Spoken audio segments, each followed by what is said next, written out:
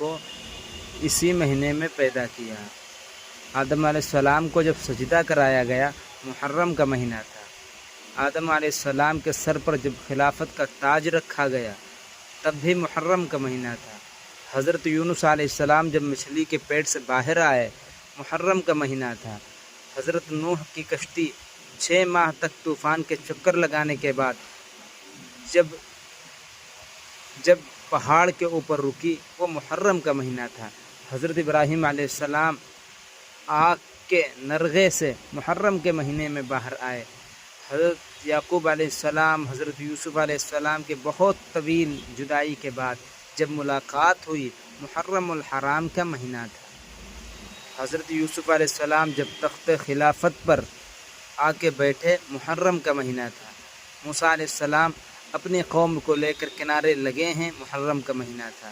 اللہ نے جب فرعون کو غرق کیا تب بھی محرم کا مہینہ تھا۔ نمرود جب تباہ ہوا محرم کا مہینہ تھا۔ موسیٰ علیہ السلام کو اللہ نے جب اعزاز انعامات سے نوازا محرم کا مہینہ تھا۔ کعبۃ اللہ پر جب غلاف چڑھایا جاتا ہے اور اب بھی وہی حالات ہے کہ جب کعبہ پر غلاف چڑھایا جاتا ہے محرم الحرام کی 1 تاریخ کو، اس احترام والے مہینے میں، اس ادب والے مہینے میں رحمت للعالمین کی سیرت کا مطالعہ کریں، تب آپ کو بات سمجھ میں آ جائے گی کہ اللہ نے محرم کو کتنی فضیلت عطا فرمائی ہے۔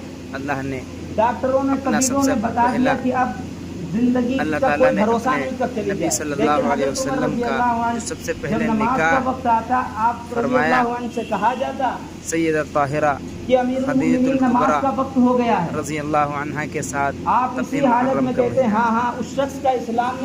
ام حبیبہ رضی اللہ عنہا کا جب انتقال ہوا محرم کا مہینہ تھا۔ رحمت للعالمین جب ہجرت کرنے کے لیے نکلے تب بھی محرم کا مہینہ تھا۔ آمنہ کے در یتیم نے سلاطین عالم کو دعوت دین کے خطوط جب لکھے محرم کا مہینہ تھا۔ صدیق اکبر کے دور پہ جب زکوٰۃ فرماتے ہیں دینے سے لوگوں نے انکار کیا، صدیق اکبر نے ان لوگوں کا جب گلا کما کرنے کے لیے فوجیں بھیجی محرم کا مہینہ۔ خالد اعظم رضی اللہ عنہ میں نے دروازہ کھولا قادسیہ فتح ہوا اور ابو بکر رضی اللہ عنہ ایران فتح ہوا۔ انہیں صلی اللہ علیہ وسلم کے فرمانے کے بعد اسلامی سلطنت قائم اور ان کے کہنے کے مطابق جنت کی خوشخبری سنائی۔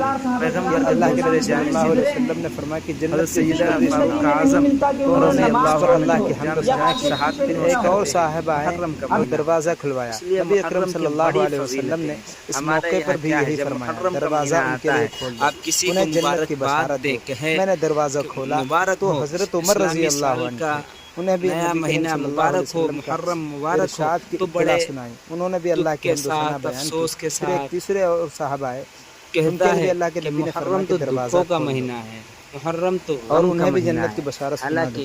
ان مصائب آزمائشوں کے بعد جن سے انہیں دنیا میں محرم دکھوں کا مہینہ نہیں ہے، محرم احترام کا مہینہ ہے، محرم غم کا مہینہ نہیں ہے، محرم